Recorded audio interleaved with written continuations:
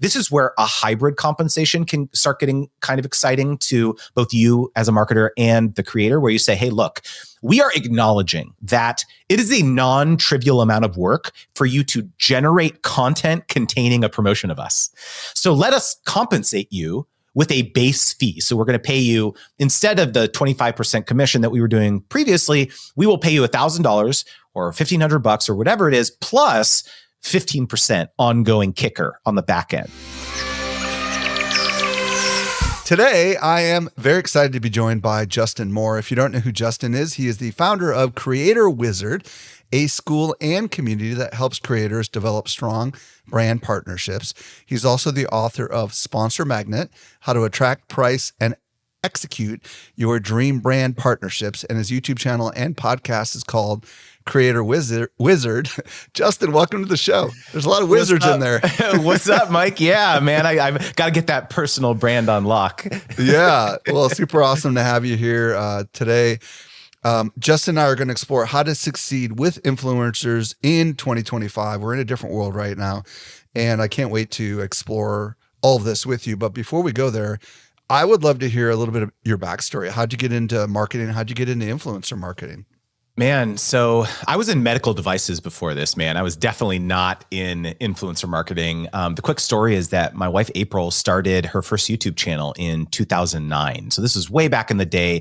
YouTube was just starting. In fact, a partner program on YouTube had just started. And so it wasn't like a foregone conclusion that, oh yeah, you just upload videos on YouTube and you'll make AdSense, revenue from that. That was like not a thing back then. In fact, she got rejected from it for the application process like 3 times early on.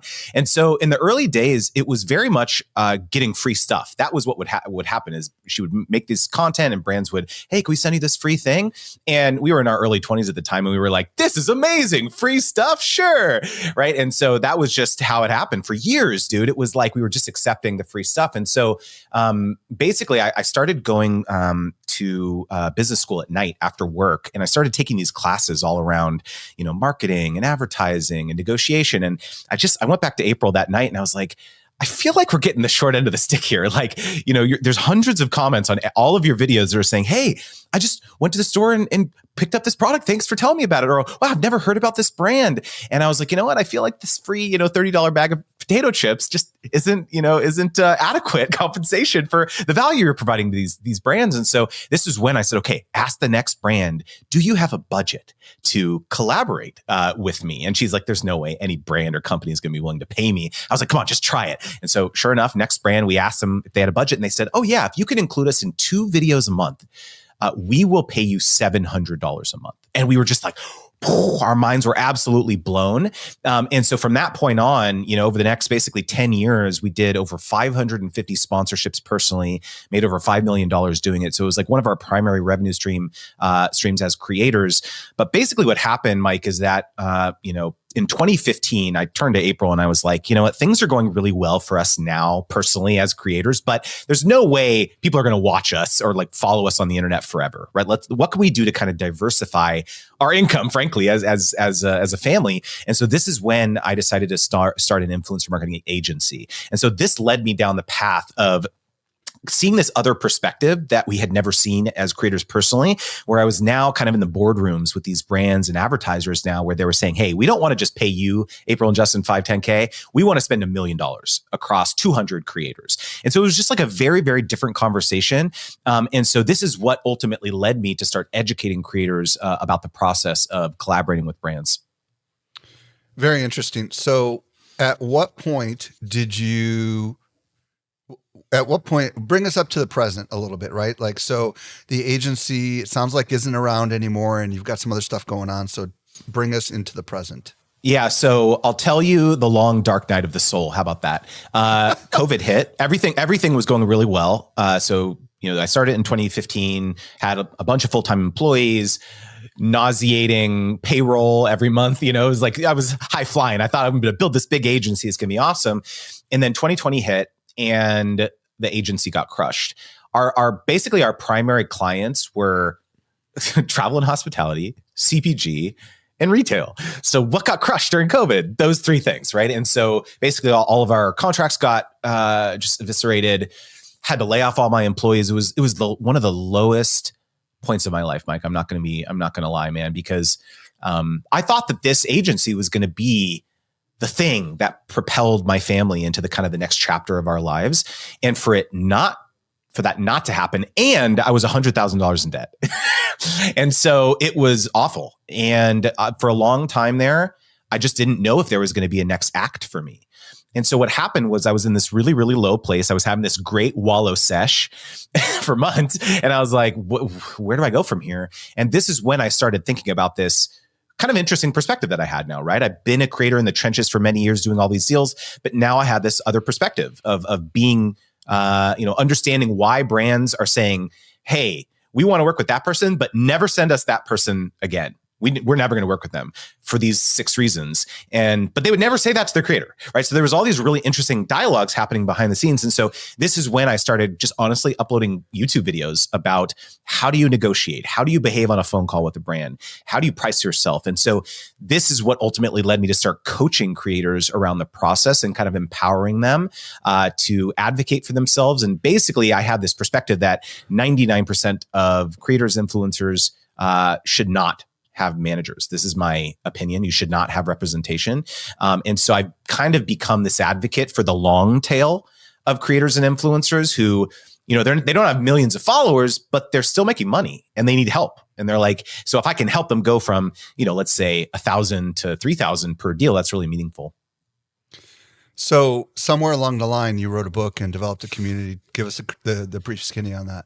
Yeah. So over the last basically 4 or 5 years, I've educated thousands of creators through a course that I created called Brand Deal Wizard and a coaching program that I run and decided about a year ago that, okay, now is the time to distill all of this into a book. And so I wrote this book called Sponsor Magnet, really to, I feel pulled to educate the next generation of creators, frankly, where it's just like, take this, here's a book, $15-20. Here's every mistake that we made, over the last 15 years.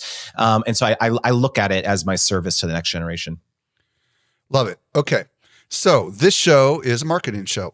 And we do have creators that are listening to the show, but we're not going to spend the rest of the show talking to the creator community. We're going to spend the rest of the show talking to the marketing community.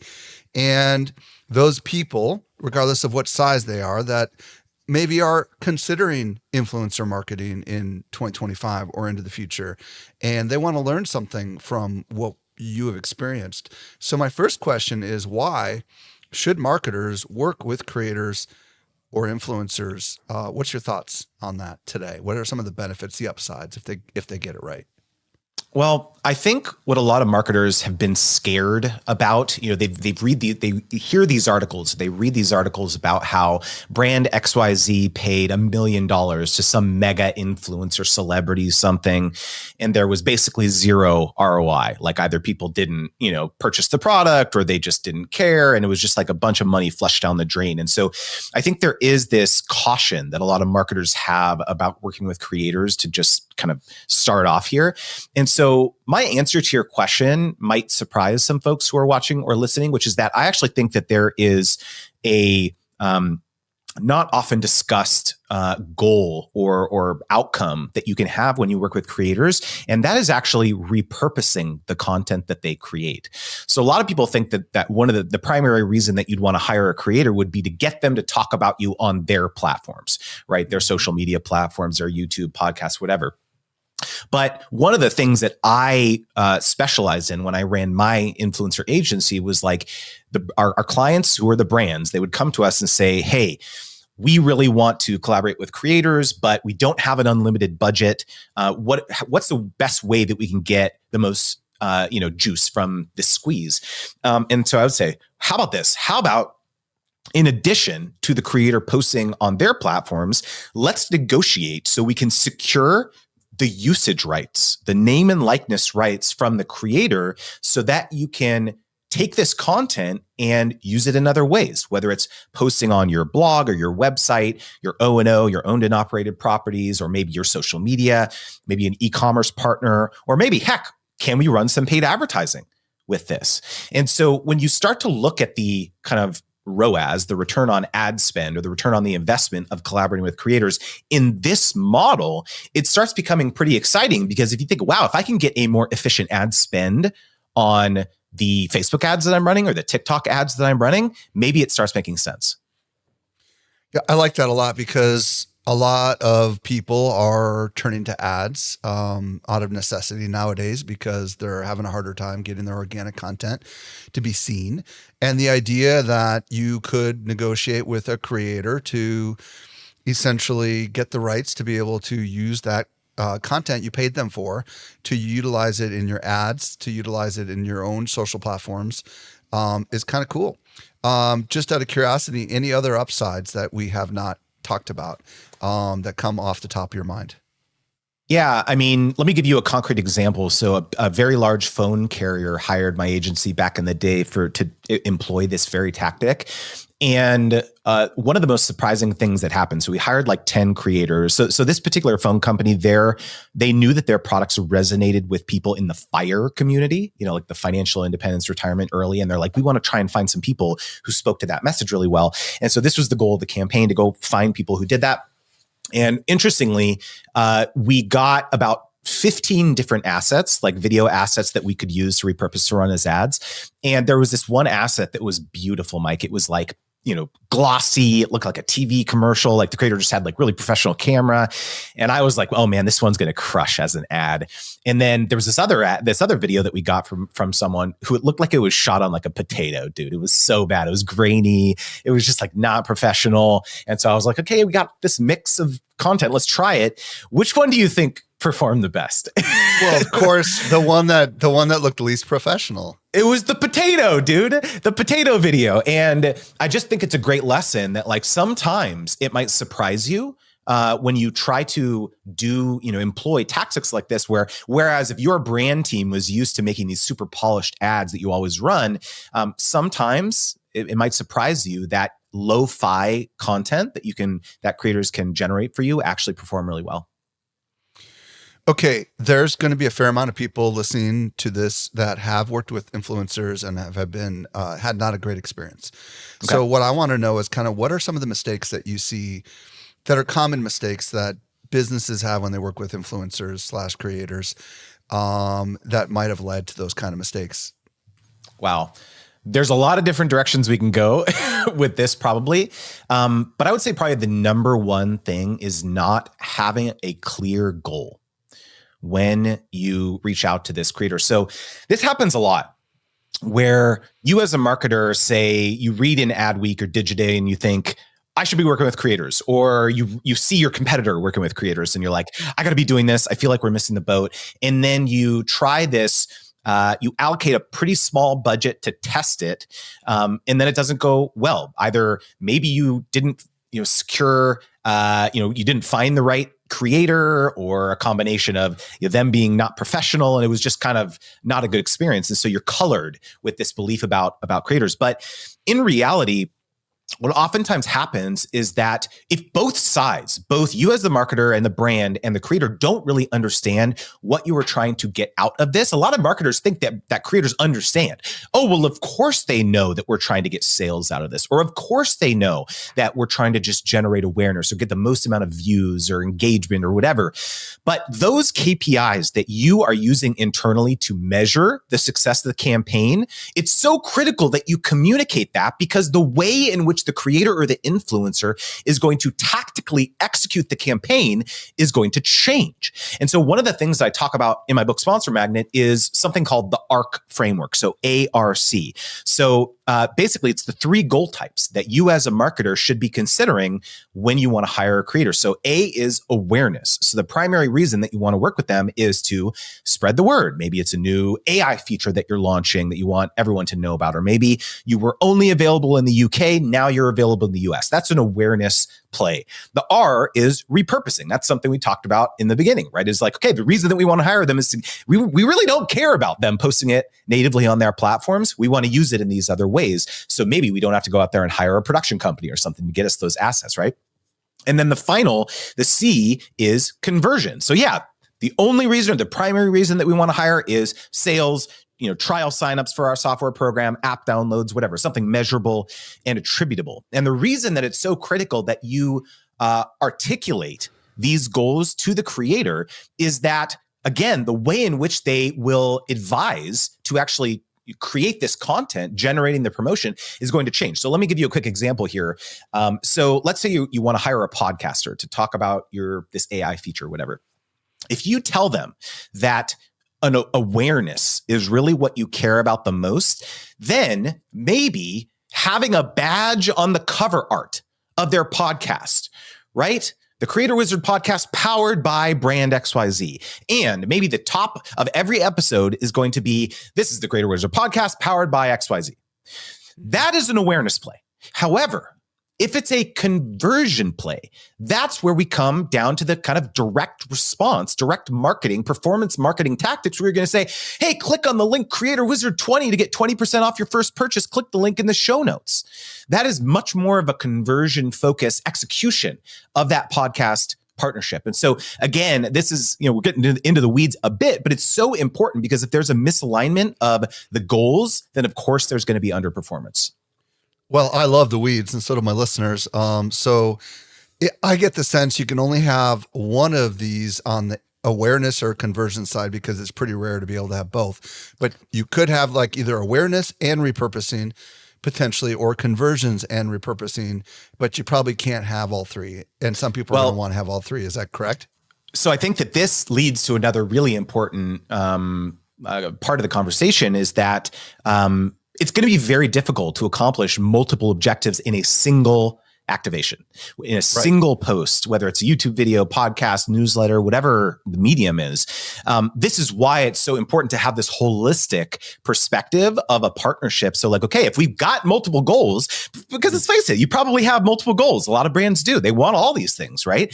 And that's totally fine, but it means recentering your expectations around like, okay, maybe this means we need to engage this creator to do 3 posts or 5 posts over the next 5 months to allow them to continue to not only hit all these objectives that we have, but to continue to, talk to their audience about how they're loving and using the product. Dude, this happens a lot. I mean, even going back to the 1930s, right? You think about the movie studios, right? Where they did all these studies that found that the average moviegoer, the average consumer had to see a message about this upcoming movie 7 times before they got their butt in the seat. It's the marketing rule of 7. We just keep seeing this coming up over and over. And I think employing that same approach with influencer marketing is critical. Love it. Okay.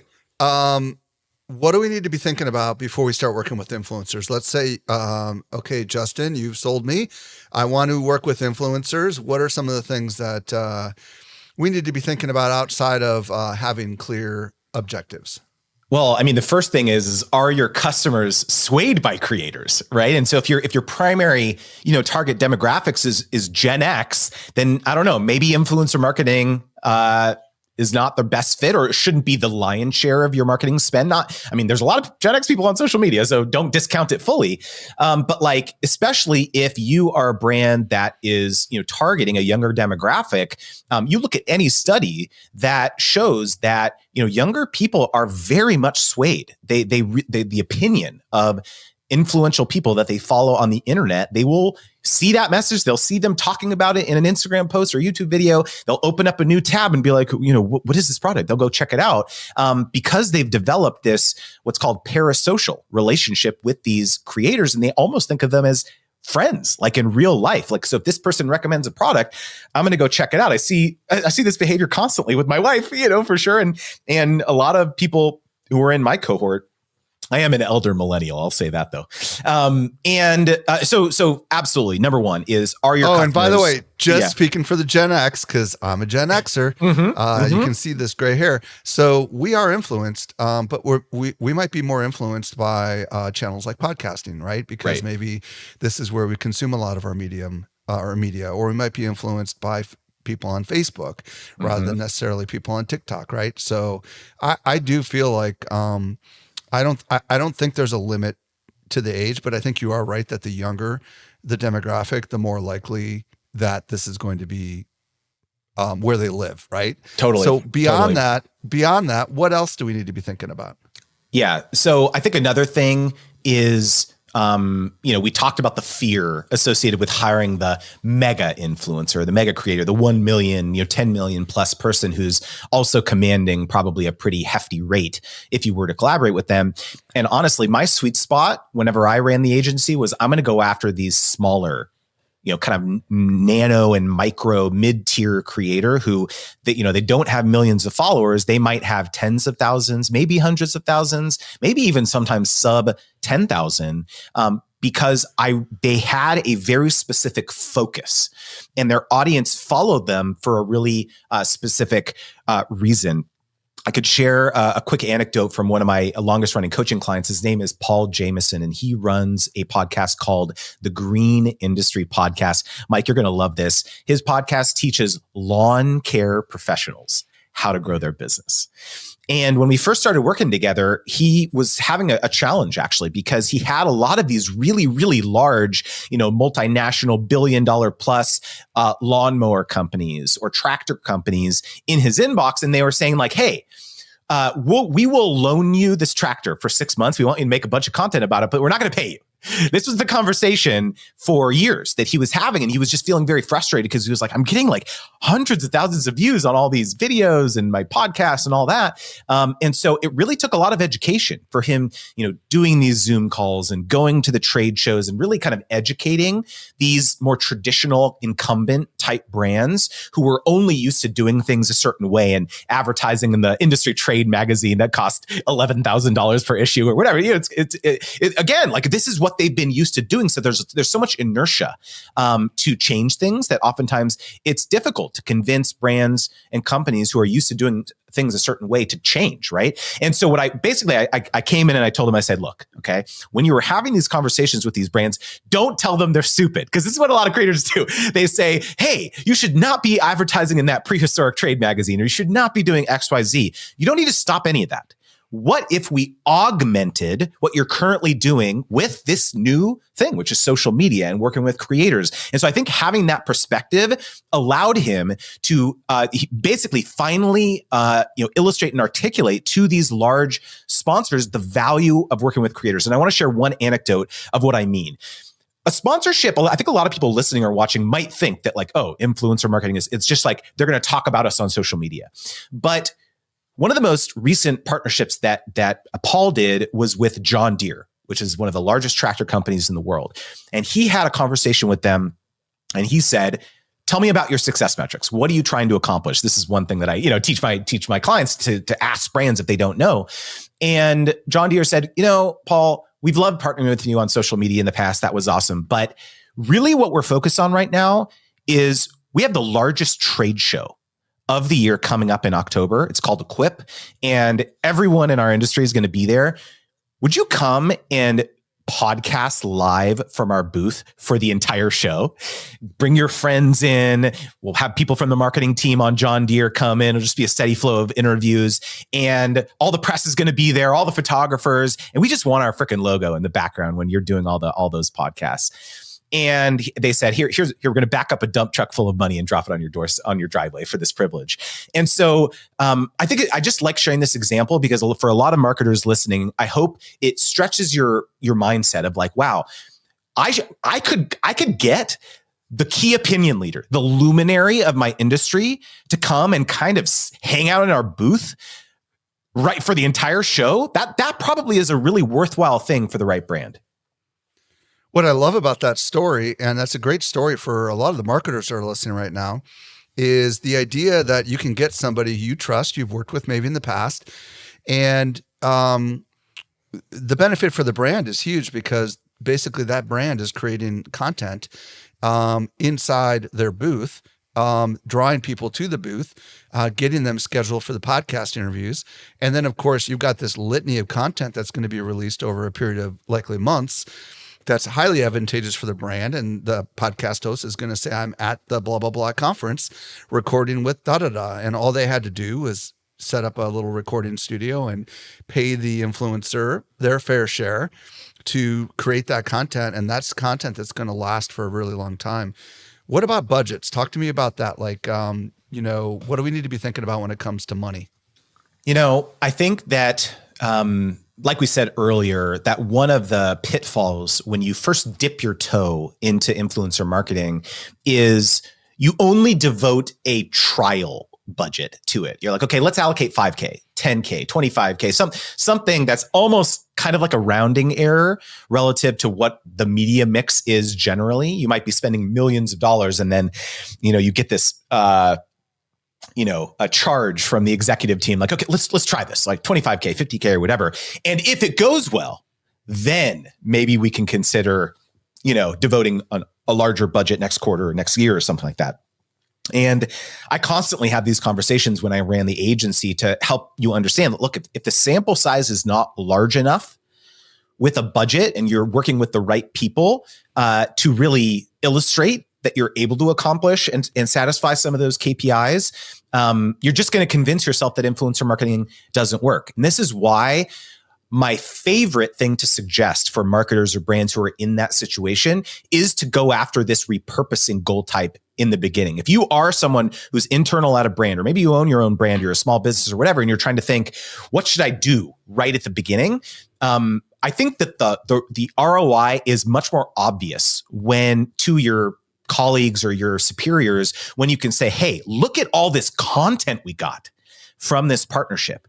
And so rather than blowing the entire 25K test budget on a large influencer, I'm a much bigger fan of going out there and hiring 10 people who are smaller, getting a bunch of great content. And yes, of course, they're still going to post about it. So there's going to be some nice fanfare associated with that. But being able to just like in the all hands marketing meeting and be like, look at these awesome assets. And guess what? We were able to, run these as ads, and these ads perform 2x better than the ones that we were currently doing with our own creative team or whatever. Like that, I feel, is a much better investment of a test budget to try to convince people around you that this is a worthwhile thing to double down on. Well, and I'm just thinking creatively with you on the fly here, but if you've got a small cadre of creators that you're working with, and you have the rights to be able to repurpose their content, what's stopping you from repurposing that content into new mediums? So for example, what's stopping you from getting the transcripts of all that, sticking it into an AI model, creating some free resources that could be lead magnets for your business, right? Like, or what's stopping you from like putting them into some sort of a report that you can give away for your industry? I mean, there's so many different things that you can do with these kind of partner relationships. You just have to get creative with it, right? Yeah, I mean, I think the only gotcha that I would call out is just ensure that you are, you have that credit contractually. Yeah, you're getting that you have those rights contractually to do new media derivations and all that stuff too. So you're 100% right. Dude, look, I have done so many deals and I've seen a lot of deals. Or just ask for permission. Ask for permission afterwards. Yeah, ask for permission. Of course, exactly. Ask for permission so that the creator is not surprised that you're doing this. But I've done so many different deal types like this where the partnership started off as one thing, but ultimately led to the creator's face being on the packaging for the product, the physical product, because it was so successful. It turned into this like ambassadorship thing where it took on a life of its own to the point where, wow, there's actually value in having this person's name and likeness on a little sticker on the shelf in the retailer. Where you can scan a QR code and watch their YouTube video on some landing page on the brand's website. So I think once you kind of realize the power of that these partnerships can lead to, it's not just about the earned impressions that you're getting or the paid impressions that you're getting when you collaborate with them. These relationships, if you are a good partner, that creator could introduce you to 15 of their friends and just shout from the rooftops that this brand is an amazing brand, and those people might even start talking about you for free, once they've really, because their friend has been beating the drum about. So there's just so many positive downstream things that can happen if you do it the right way. Okay. Let's now talk about how in the world do we find influencers and how do we vet people that actually have real influence? Because obviously we want to empower people to be able to go out and do this on their own without having to work with an agency. So what are some of the tools or resources that you recommend that people might try out? All right. So there's a lot of tools out there, and I commiserate with marketers for sure. Because if you go and you type in like influencer marketing software, there's like literally ads for like 19 trillion software programs that you could potentially sign up for. Ones that I've used before with success have been like Upfluence, Later.com actually purchased Maverick, which was one of the largest influencer platforms recently. So Later is kind of making a play into this right now. There's a lot of them. Those are two solid ones that I found.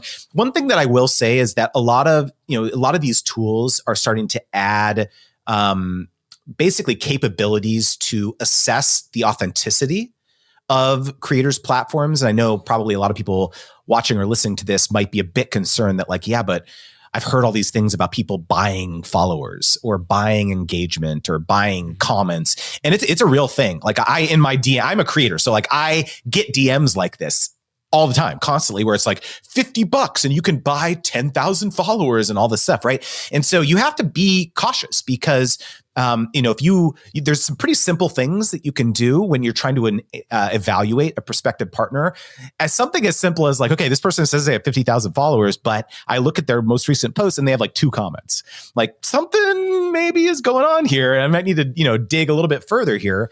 And so just understand that these things are happening. And also another thing is like if every single comment you're seeing is like an emoji, like a kissy face emoji or the money tongue guy, right? It's just like, I don't know. So like there's not maybe some more substantive comments, on here would be expected.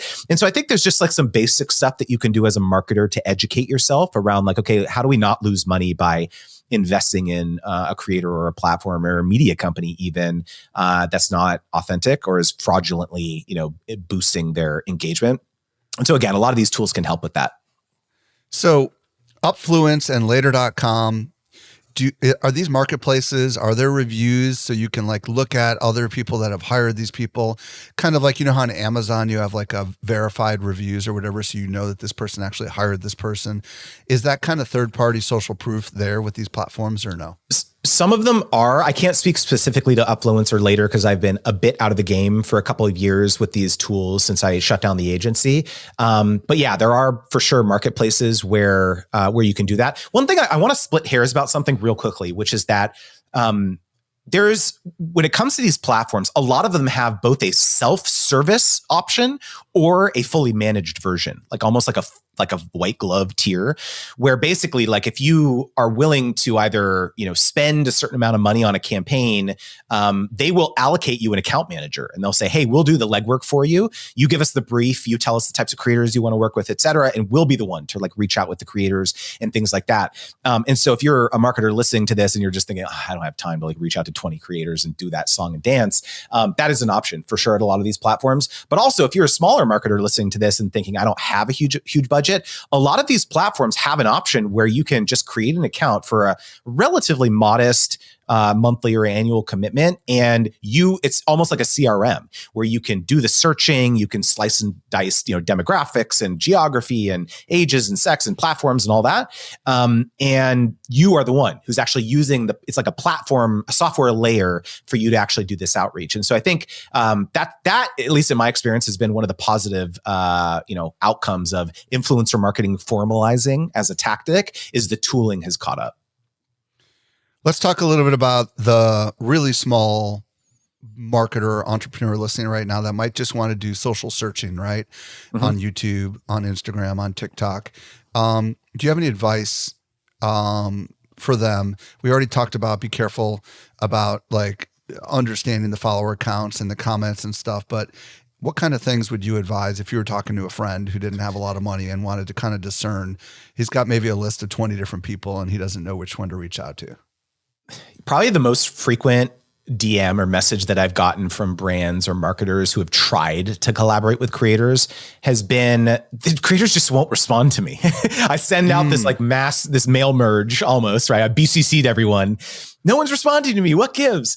And so my most sincere advice that I give to any marketer in that situation is don't do that. Number one, not a good approach, not a good look. But do one at a time individual outreach to creators. And it's even more than that. It's how can you craft a bespoke offer for that creator that would get them excited? Real quick, Justin, before we move on to that, I'm still on the prior question where I'm trying to identify whether I should even contact a creator. But I don't have access to the tools. I don't have the money. I've got just I've been doing my own searching, you know what I mean? And I've got a bunch of stuff come up on YouTube, like any tips beyond just looking at their comments and beyond just looking at like whether they have real followers or not, like any other ways that we can discern whether these people have influence before we even do the outreach. So I think a big part of it is understanding their upload cadence, because you can look at a creator's page and see like how often are they posting 3 times a month? Have they only posted twice in the last year? One caution that I would give to marketers is that, someone might have gotten 100,000 views on their most recent video, but if they haven't published in a year, there's no guarantee that if you compensate them to talk about your brand, that the next video will perform similarly. So a big part of this is understanding like, is their audience expecting them to create content on a regular, ongoing basis? And that will give you, I think, more comfort that when you hire them, that this next piece of content that they put out will receive a similar, amount of impressions, essentially. Well, and something I want to add in here, because I've for every person that gets on this show, there's like 10 that get rejected by my team and me. And what we're looking for, and what I think everybody else should look for, is whether or not this person is trying to position themselves as the expert you hope they are, right? Because you could look at someone's YouTube channel and you could see that their top videos are on, for example, Instagram marketing. And let's say you have an Instagram marketing tool. But when you look at their most recent videos, they had absolutely nothing to do with Instagram at all, right? So you have to discern whether or not this person is a generalist or a specialist. Because I feel like working with specialists, unless you're just looking for someone to repurpose content, is going to be far better, because that means that they've attracted that audience. What's your reaction to that thought? 100%. Man, I see this a lot where there's discontinuity between a person's brand and how they talk about themselves in their bio and their header on their YouTube channel or whatever platform it is. And they're just posting whatever the heck on, on their feed. And there's just not continuity there. That's a very, I have an example I can share that's actually kind of funny, which is that I had a family creator come to me one time and say, why am I not getting any food partnerships? Like CPG is like a really prominent category for family and lifestyle and things like that. And I looked at her page and there wasn't a single post talking about food. It was like her travels and her family, and there's nothing wrong with that. But like, again, if you're a marketer and you look at that person's profile, you should have a singular question. Is this person's audience influenced by them for my product? Like, will they be influenced by them when they talk about my product? Yeah. Is there a topical relevance, right? Right. Absolutely. So, okay. So a couple things we just talked about so far is you can use tools like upfluencerlater.com. You definitely want to look at the engagement factors. Like, are they getting real engagement from, meaningful engagement that seems to be such that they've developed a loyal connection with their community? Follower counts could be very misleading, especially if they've had a channel for a very long time. You want to understand how often they're publishing. In an ideal world, you want someone that's consistently publishing, so that that, if they've been absent for a while, that if they just come back, it's going to work. And you also want to make sure there's relevance to the topic that you're interested in. So now let's say we've identified like 10 people. Now we can get to the outreach, right? Which is where you were going a few minutes ago. How should we reach out to people? You already said don't email blast them. So give us some tips on what we should do. Yeah. So essentially, you were talking about this bespoke thing is where you were going when I stopped you. Yeah. So, I mean, really what at the end of the day, you have to understand what is going on in this creator or influencer's universe or business, and how can you craft an offer that's exciting to them that would be win-win for both sides. So the best example I can give here is that I do sponsorships actually for my business, which is not something I expected when I started it. But I have 35,000 creators on my email list and newsletter and socials and all this stuff too. And I had a lot of these creator economy focused companies who were in my inbox and they're saying, Justin, how can we partner? You've got all these creators. We have have our software tool or whatever. We want to get in front of them. But some of the offers that they were, providing to me were not that exciting because I had these other income streams, these other revenue streams in my business, like my courses and my coaching, that were wildly disproportionate in terms of what it was bringing in relative to the offers that a lot of some of these sponsors were bringing me. And so just at that point, early on, it kind of wasn't worth my time. But now things have changed, right? Because now I've got my new book and I'm over here banging the drum and shouting about it all over the internet. And so if a company came to me and said, hey, Justin, we don't have a ton of money, but what if we emailed our customer base, 10,000 creators on our customer base about your new book? Can we work out some deal here where you talk about us, we'll talk about you, and I'll be like, let's talk, right? Let's go, right? And so I think it's like understanding what is important. Like, so honestly, it's not that hard. Go and like, look at their Instagram, look at their YouTube channel, look at their Twitter. What are they talking about? Now, what's their pinned posts that what does it seem like is important in their world? And oftentimes you might be able to strike a pretty advantageous deal that gets everyone excited. Let's talk about the different kind of offer types that are normal kind of in this space that we're in.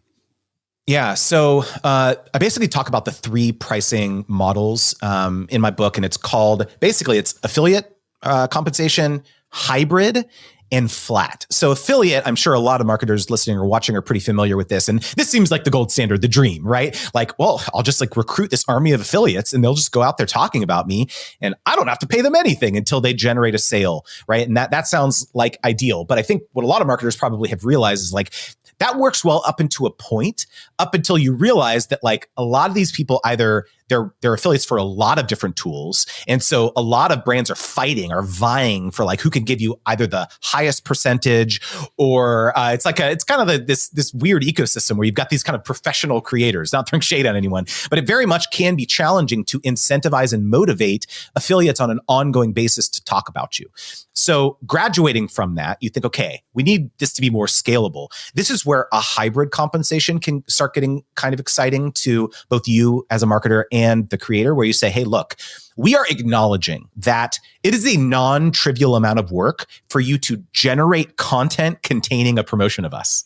So let us compensate you with a base fee. So we're going to pay you, instead of the 25% commission that we were doing previously, we will pay you $1,000 or $1,500 or whatever it is, plus 15% ongoing kicker on the back end. So for any sales that you generate through this promotion, you'll still receive some sort of performance bonus on that. And that can get, creators' ears to perk up and they think, okay, now we're talking here. Like, this is good. Like, it's kind of de-risking it for them now, where like, even if it, the promotion doesn't go wildly, you're still able to capture some of the time that you spent, the opportunity cost that you spent generating this content containing the promotion.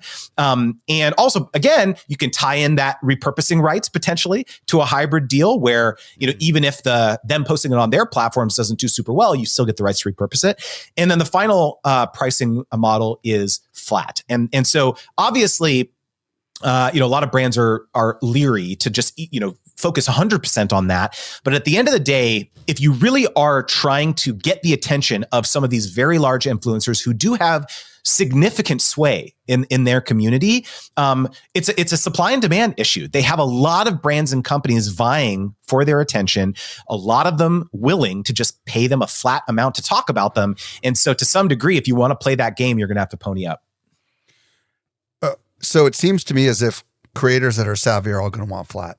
Is that kind of what I'm hearing? The more sophisticated not necessarily, because if you are a creator who knows your numbers, if you understand that a potential product or service or software program or whatever is going to just be like right in the sweet spot of what you think your audience is going to love, and they're going to go crazy for it. And especially if there's an offer that's a really compelling offer, a discount, a coupon code or something like that, and your numbers because you've done deals like this before, you may actually choose to pick the affiliate component because it's sweeter. You say, hey, like, I know you're offering me like $5,000 for this, but what if instead you just gave me like 40% recurring commission? Some creators who've been in this long enough will actually choose a deal like that because they know, especially if it's uncapped, that they'll make more in the end. Talk to me about capping, because I don't think a lot of marketers understand what that might mean. Yeah. So a lot of marketers and brands will try to cap potential commissions for affiliates, whether it's affiliate or hybrid models. So they'll say, okay, we'll give you, for 30% up to $15,000 per year or something. I see. For commission. But again, the savvy creators will, if they're going to get excited and want to choose that model, they're going to want to see it be uncapped. But again, like I think a lot of brands, especially if you have a smaller budget, are just nervous about there being some uncapped amount that you could potentially pay some affiliate if it went wild. But my perspective is like, look, incentivize them. Like you got it. Like I think caps are kind of dumb, candidly, for marketers. It's like as long as it's aligned and the math makes sense, you should do it. Any wisdom on time duration for affiliate deals? Like how long the relationship should pay out for? So a lot of marketers and brands start their affiliate programs being lifetime because that feels like that's a easy thing to say. It's just like forever, right? You're going to get, paid on this if it's a recurring, software tool or something like that. But I've seen a lot of affiliate programs change over the last, number of years where it went from lifetime to 3 years down to 2 years, down to 1 year, this type of thing. And I think at the end of the day, it just comes down to like understanding your LTV and your payback period. What is your CAC, especially if you're, doing other types of marketing activities. Man, if I could get up on a pedestal for just a second about affiliates, affiliate marketing can be amazing if you do it the right way because you create this army of evangelists out there if you treat them right. And you have to be really careful because if at a later point down the line, and I've seen this happen actually recently, you can turn your Uber fans into Uber haters. So you really have to be careful about taking care of the people that helped get you to where you are, where they propelled you this inflection point. All these people were out there championing you, and then you change it up on them, and they came to rely on this income stream every month. That could have dire consequences. Well, and I would think it'd be if I was a savvy business person representing the marketing side of things, I probably would be very transparent that it's this commission for the first 12 months and then it's open to negotiation. Mm-hmm. That way, at least everybody knows going into it, right? Like this is a 12-month deal and then we'll renegotiate, right? And after the first 12 months, they could go back to their best partners and they could potentially pony up a little bit more, right? And so on and so forth. Just because there's, it is a game. It really is it's the affiliate marketing world is just such a crazy world. Justin, well, let me one more thing I want to share. This is very important is that if you ever decide that you want to do hybrid or flat deals, the best place to find those people is in your affiliate pool because they already know, they're already talking about, you don't have to convince someone and educate someone cold coming in off the street about your brand. Just go and work with the people who have already illustrated that they're advocates of you. Brilliant. Justin Moore, we could keep talking forever. But I know you have some resources, obviously, if people want to learn more. So what's your preferred social platform if people want to connect with you? And then if they want to get your book or work with you, where do you want to send them? Mike, I appreciate it so much, man. This has been a dream to be on. I've been listening to the pod for a long time, so appreciate you. Sponsormagnet.com. If you're a marketer listening to this or a creator, but honestly, I know a lot of marketers, you might be listening to this and thinking, okay, I'm not a creator. But I think I've had feedback from a lot of brands and marketers who have read the book that has said it's been such a useful perspective to understand where the creators are coming from. And it's helped us design a partnership program that gets people actually excited to move the needle for our brand. So I really would encourage you, if this conversation has been interesting to you, to pick up the book. And then, I'm just Creator Wizard pretty much everywhere on the internet. Justin Moore, thank you so much for answering all my questions today. It was great, man.